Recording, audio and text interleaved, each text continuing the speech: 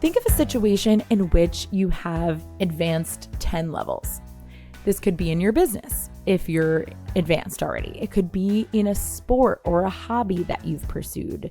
It could be in your craft. If you're a hairstylist or a photographer, a florist, a coach, a chef, the advancement you've made in your skills, your approach, your speed, and your confidence. Whatever it is, imagine someone back at level 1 where you once were, coming to you and just fretting, right? Just talking out loud about what they're struggling with. Notice, what is the biggest difference between your thoughts at level 1 and at level 10? In general, it's the amount of time we spend overthinking, overanalyzing, hesitating, worrying, undermining, instead of just doing. Welcome to Sincerely Future You, a podcast that helps ambitious women like you make decisions today with the future you in mind. Welcome back to Sincerely Future You. I'm your host, Jess McKinley-Wayno, and I am so excited that you're tuning in today because this is an important one, you guys. In this episode, I'm about to unleash some game-changing insights on time mastery because let's face it, time management is an ongoing challenge in most of our business and personal lives. There is no perfect, it's a practice. So we're always looking for that slight edge. And hey, I'm here to give it to you. Get ready for a brain hack that's going to transform your approach to productivity. Whether you're a time management pro or you're a client or you're just starting out and you've never heard an episode of this show, you're in for a treat because this episode is packed with fresh strategies to elevate your game. By the end, you are going to be armed to crush your goals and enjoy a stress-free, fulfilling week that turns into a fulfilling month, that turns into a fulfilling life. Let's dive in. But before we do, we got to do our shout out of the week. This week's shout out is going out to my client, Jade. She just posted in our Masterful CEO School private group a screenshot that said, "Hey Jade, I'm ready to start working with you. It's a big financial and personal commitment, but I'm ready and I'm excited to get started." Like I said, Jade's in the Masterful CEO School, and after 3 weeks into the September class, into this round, she's been applying and sitting with the discomfort, showing up after hearing her longest streak of no's on consult. And she posted this yes from a new client saying it's working with all the crying emojis. You guys, failure is a part of the success process. And much to most people's dismay, I'm not here to teach you how to avoid it. On the contrary, we amplify failure in the CEO School. We put you right back in the fire where you are exposing yourself to more of it. It feels extremely uncomfortable. And for those of you who kind of are at a more beginner level and you aspire to come in and be in an advanced room like this, where you think, oh, okay, once I'm there or once I'm out of there, or once I go through a round of coaching, then I'll be cured and suddenly I'll just feel rainbows and sunshine and all the things all the time. No, the advanced level just means you're actually going through failure faster. You're exposing yourself to it more often, and maybe you have more neutral thoughts about it, but sometimes not always. Sometimes it just still feels like shit and we just go through it quicker because we understand, just as Jade shared, that after taking some time to focus fully on her personal life, she was experiencing a lot of doubt and fear and a long dry spell in clients. So we set a consult goal for her when she came in, and off the bat, she was attracting the consults, right? But then she would get off a call and hear no. Can you guys relate to this? Have you ever taken time off from a business activity or from your business altogether and then feel so anxious when you get back into it? Every potential client holds so much weight. That is when it's so important to have a coach. We shifted her brain to the learning, the evaluating, and back to attracting. We celebrated the 4 consults in 1 week. 4 consults in 1 week. Regardless of them being no's, people were actually more interested than ever. And she noticed when she got out of the shame and when she wasn't distracted by that emotion, like thinking that it shouldn't be there, that she really was just getting better and better each time. There isn't a successful person that gets to skip this part, right? It's not all about getting all the yeses. It's about doing two things. Number one, continuing to show up and take massive action. And number two, deepen your belief in your offer, even when you're hearing no. It is not easy work, but it always pays off. Way to fucking go, Jade. Way to dig into the hard work. And remember, it's not over until you win. Now that we're hyped up from that, I'm hyped up just from like reliving this with Jade, but it's time for our hype sesh. Before we get into the topic, we got to get into our bodies. We got to remind ourselves that this is exciting work that we're doing. This is a privilege that we get to be entrepreneurs, that we get to run the show, that we get to have the impact. We get to work on all of these things. We get to. I was watching this movie, Big Hero 6, with my son. I don't know if you've seen it. But essentially, there's a pair of genius young brothers, right? Like, obviously, they don't have parents and they live with their aunt because that's how Disney does things. And the younger one, in typical smarty pants fashion, just thinks he knows everything, which we know is a route to ignorance. But instead of going to university, he wants to put his engineering skills and like know-how into bot fighting on the dark market, right? Classic Disney movie. I don't know. And the older, wiser brother brings him by his robotics lab. He pulls that classic, like, oh, just got to pick something up. And they run into his professor. And the professor has the most epic reverse psychology speech boiled down in like 5 sentences. Essentially, he says, bot fighting must be so easy for you with my technology and your brains. If you like things easy, then this robotics program is definitely not for you. Oh, no, you didn't, Professor Callahan. I was like, damn, I got to try that with my son because I know he's like the rebellious type. I got to remember this when he's trying to be sassy, that sometimes you just have to flip the way we're thinking about it. This hype sesh is for you if you're struggling with a part of your business that feels hard right now. Maybe you can't figure out email marketing, or you struggle with staff turnover, or you took an hour to make a damn reel or a Canva graphic that only 142 people viewed. Okay, so what? Think of your journey as an entrepreneur as being accepted to the top robotics lab in the world. Doing hard things, it's a privilege. It's supposed to be hard. Why?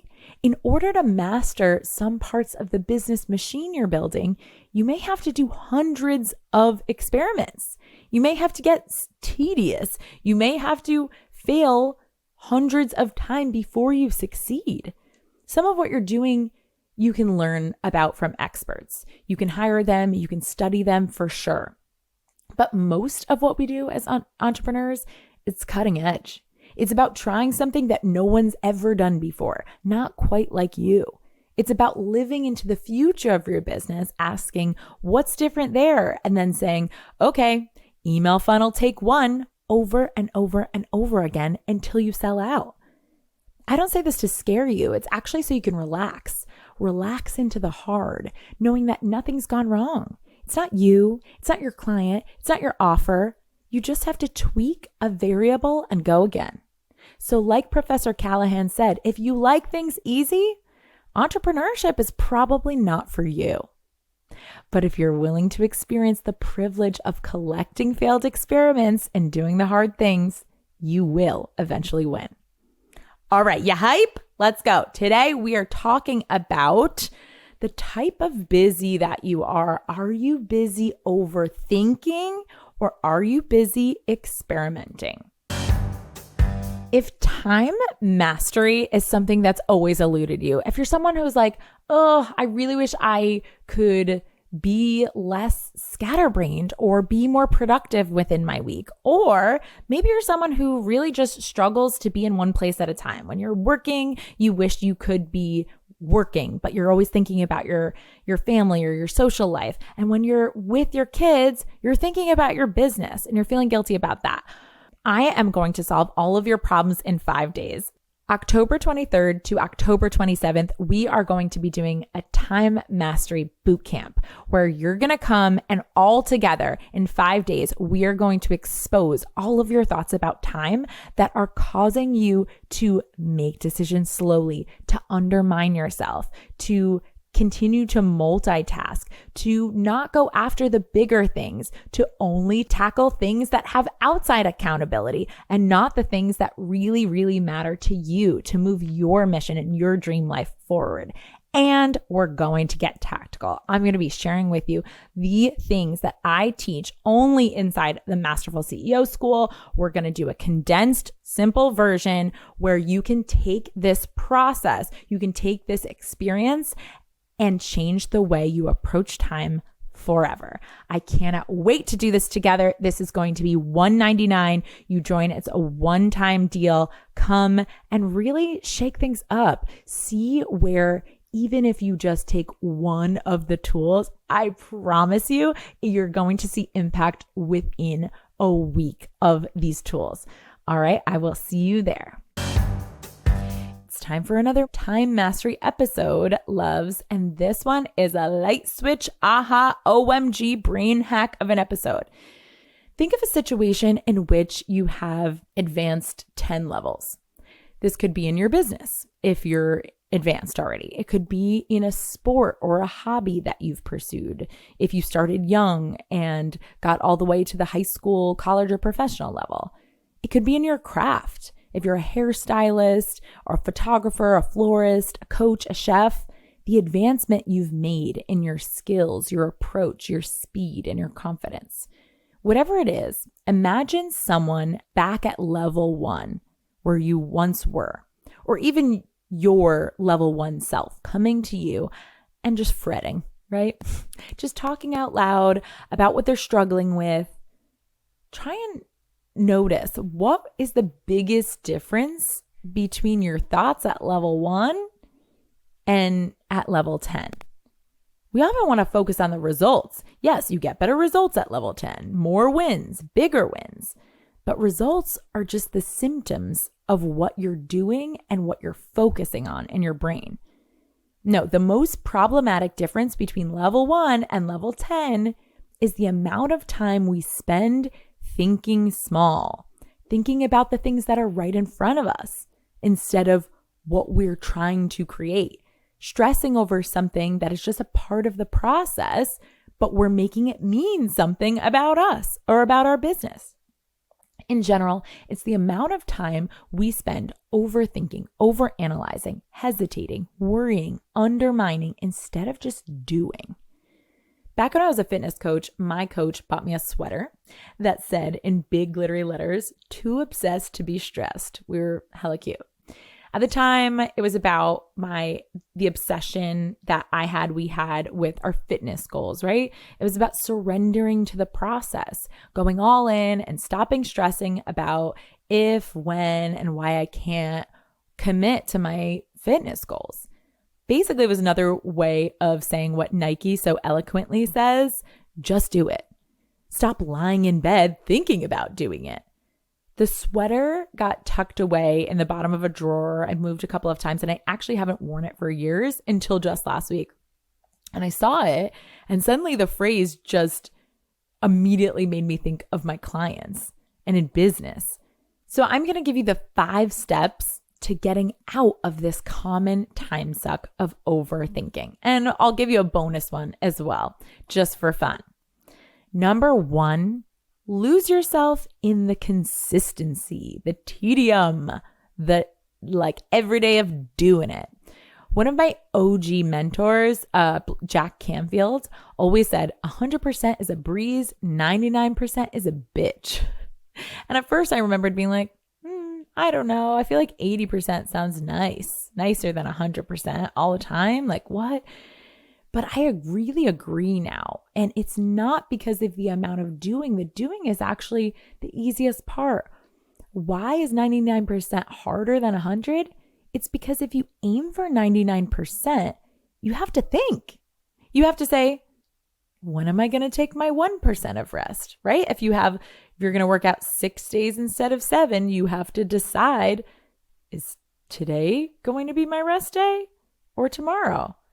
You can always push it off. And the amount of mental energy that it takes to think about what you're going to do is actually more challenging and difficult and time consuming than just doing it consistently, right? Now, this won't apply to everything that you're doing, but where you can, one strategy is to create all-in habits, to create things that you're just doing daily. And right, 100% can mean Monday through Friday if that's the type of schedule or habit that you're building. You want to do something within your business during your working hours. That still counts as 100%, right? Don't be so literal. I feel like I'm always telling my husband that, like, okay, you know what I mean, right? Don't use this tool against you. Don't be so literal here. 100% in, so that you know the boundary and you don't have to think about it, right? Okay. Now, number 2 is to create a massive game plan that leaves no room for undermining or overthinking. In my advanced coaching room, the Masterful CEO School, we create elaborate monthly plans. There's 4 mini goals. There's thought plans for each of them, feelings plans, action plans. We work hard making as many decisions in advance as possible. It's actually, everyone always says it's the hardest part of the month. We do it in the last week of the month to set up our next month. And it's when we are required to do the most thinking. But then we set up our month, we decide our focus, and we put blinders onto the rest. The plan is comprehensive AF. There's so much to focus on there, even with all of the things we're tabling. There's no room for us to be overthinking and undermining, for us to be checking all of the insights and the clicks obsessively, for putting too much pressure on one client to be the client that helps you hit your goals, right? We're out there taking massive action, right? We're helping people, we're impacting people, we're asking how we can show up in service, and then we're continuing to focus on the rest of our plan. And focusing on who you can see, if you're doing that, just what's in front of you, instead of shifting to create more eyeballs when that's a part of your plan, it's going to throw you off. You want to be focused on an extensive plan, because if you do not have one, if you're just like, okay, sell more this month, what's going to happen is you're going to have a sales call, and then you're going to be so focused in on that. You're not clear with what else needs to get done. You're going to let your brain fill up all of your time. And I'm telling you, what I'm not saying with a massive game plan, I'm not just saying overwork or hustle. If you're new to this podcast, I believe in scheduling your entirety of your life, not just scheduling your work and you should be thinking about time as a reflection of your core values, right? So when I'm looking at my calendar, I know that I can take time off because I've planned all of my time off. I've planned and I've decided, how many play dates I'm going to be organizing for my kid. And when I do that, I can kind of relax into the tedium, into the hard work, because I believe when I look at my plan, if you go back, actually, there's an episode that I did saying, is your plan boardroom certified? I want you to just think about it. Like, if you make a plan and you're wondering, okay, is this massive enough or not? I'd be like, would you feel confident presenting this as a plan to say, hey, boardroom, these are the goals that we're shooting to hit this month, and this is our plan to get there? Would they be like, this is a pretty weak plan? Or would they be like, I think, yeah, if you execute on all of this, it makes sense. Like, you're attacking it by air, land, and sea. For sure, you're going to get there, right? And so use that filter to just check in to see, do I have a great, massive game plan, or am I leaving tons of room for overthinking? I watch that level 1 version of myself used to make every consult be such a big deal, because I would have a consult and then I would focus in on that person. I would stop, I would wait, I would look, and I'd be like, did they buy yet? Did they follow? Did they read my email? Did they not? Instead, now I'm like, oh my gosh, great. Here is the link to buy. And then I am onward helping other people, delivering other value. I'm executing the other parts of my plan. And then that energy really allows you to show people that like, it's not about me. It's not about my goal. I sincerely hope that you do this. And I believe that, my product or service is going to help you out, but I'm also not attached to you buying, and I'm not obsessively waiting for you to buy, because I know that I'm just going to get out there and make sure everyone that needs to hear about this is hearing about this. Yes. Okay. And number 3 is to set a test window. So this is your opportunity to put your scientist hat on, you guys. Experiment during this window. And what I mean by a window is decide on a period of time that you are going to be executing this plan, and set one rule. There is absolutely no reevaluating, changing the plan, or thinking until after the plan is executed. I like to work in 30-day windows. That's the one I recommend for both beginner and advanced levels. I think that it's a good test window for you to break down your goals into, for you to give yourself time to like really sink into it, but also to be giving yourself milestones to celebrate, to reflect, to decide whether this is something you want to continue with the next month, etc. But depending on what you're testing, create that deadline for the action. Create the time frame where you are going to test. Like I would say, right, in Big Hero 6, there's another scene where I don't know why this movie is just on the brain. It's so relevant. Maybe because they're scientists and that's the way I think about approaching business. But like he creates this little robotic nurse, like puffball thing. He's so cute. And there's a scene where he's like, experiment number 438. And you see this amazing thing that he's created in this robotics lab. And you just think, oh, this guy's so smart. He just had this idea and he just came up with it. And then you see the work and you're like, oh my God, the audacity that this guy had to believe that this was going to work when he was hundreds of experiments in and it still wasn't working. Why? Because he had set a test window for himself. That's how scientists work. We say, okay, I'm going to give myself this full year sometimes to experiment on one thing, sometimes 3 years, sometimes 4 years. We're going to experiment. We're going to test. We're going to run test groups, focus groups. We're going to research. We're going to do the data. We're going to do it 4 times, and then we're going to see what we have, and then we're going to present it, right? It is massive game plan. So decide the test window, and then during that time, be in it to collect the failures. Okay. Number 4, come on, you guys. We're not going to get away from scheduling. Scheduling is always a part of my plan, a part of my strategy for you. And for those of you who have dug your feet in that scheduling has never worked for you, I empathize. Because truthfully, scheduling didn't work for me until it did, right? That's kind of how things always work.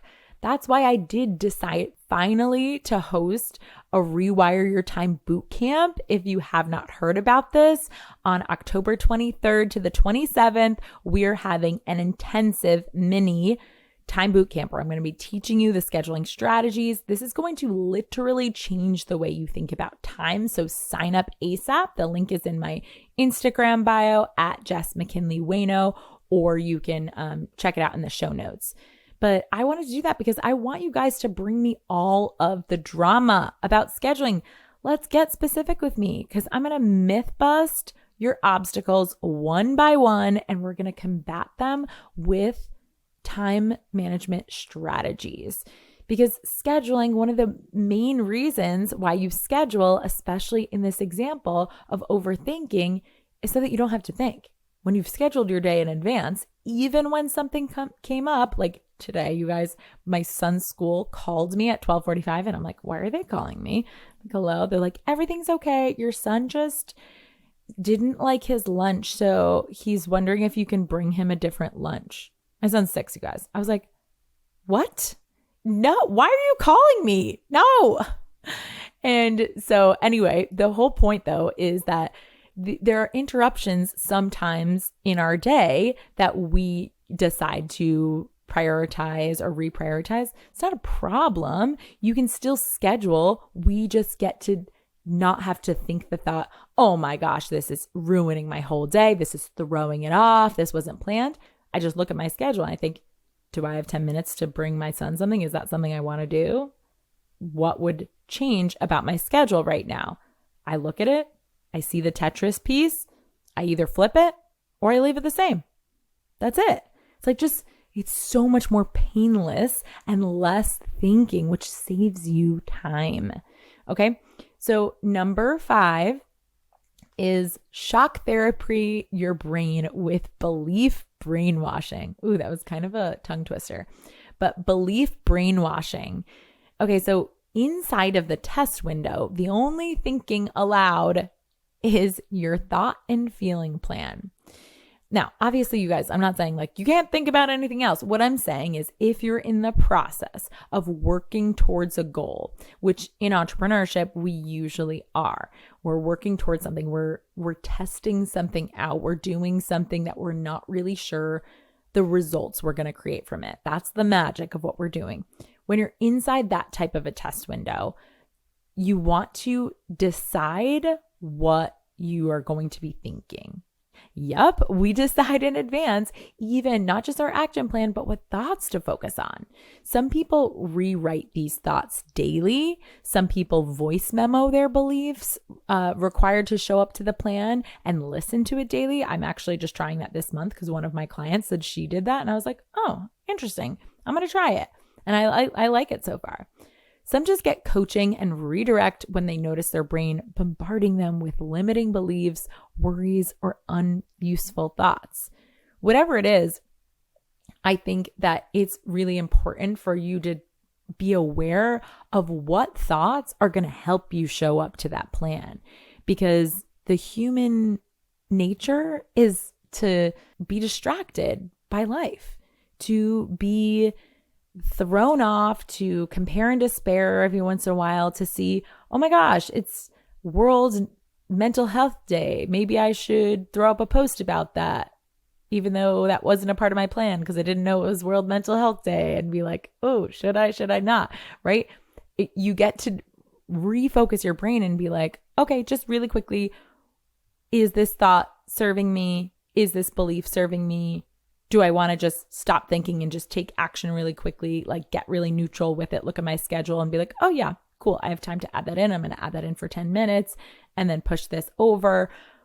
But watch out for your brain practicing beliefs or like focusing on thoughts that just aren't helpful. I had a call with the splash pad today, and one of the girls was like at a vendor fair and she was like, yeah, like my thought is no one is really here to buy my type of product. And I was like, well, that's a problem thought. That's not going to help you in your action to sell, right? And to sell out, it's just not a helpful or useful thought. So when we're aware of it, when you've decided, okay, one of the thoughts I need to be thinking in order to not waste my own time at this vendor fair is, there's always an opportunity to buy what I'm selling. There's always someone looking for what I'm selling.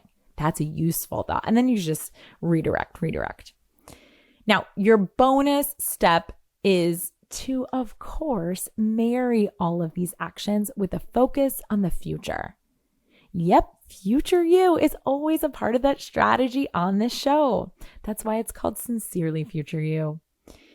And I'm going to share a personal example because I'm right now doing something really hard. So I'm testing something in my personal life with my son. We're both have committed to this new program called Brain Balance, where we are trying to strengthen the hemisphere of our brain that is a little bit weaker than our strong hemisphere of our brain, right? We all have one, and we're doing it kind of intensely for my son, and I'm doing it alongside him, but it is rigorous work. Listen, I have a plan. It's massive. I know what I'm doing, There's no loopholes. I know I've decided on the schedule and the routine. I've gotten everyone on board. All of the things that I said in steps 1 through 5, check, check, check. But now I'm in it and it's hard and I'm having thoughts and feelings and I want to bail and I want to just like curl up and I want to avoid it. And I just want to watch like The Bachelor Golden Years. It's just so darling. I want to just do that instead of doing these exercises at night with my son. The thing keeping me in it is future me and future Calvin.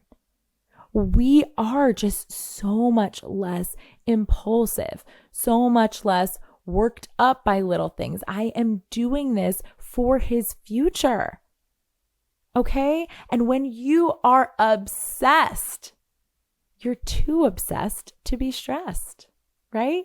When you are obsessed with your future self, when you're obsessed with what you know is eventually going to be, there is no undermining. There's no overthinking. There's no room for it just because it's not the place where your brain is focused. Repeat after me. I am too obsessed to be stressed. Be obsessed with your future self. Love yourself all the way there, believing there is no alternative. You're going to be her, however long it takes. The failures you're collecting, there's no overthinking your way out of them.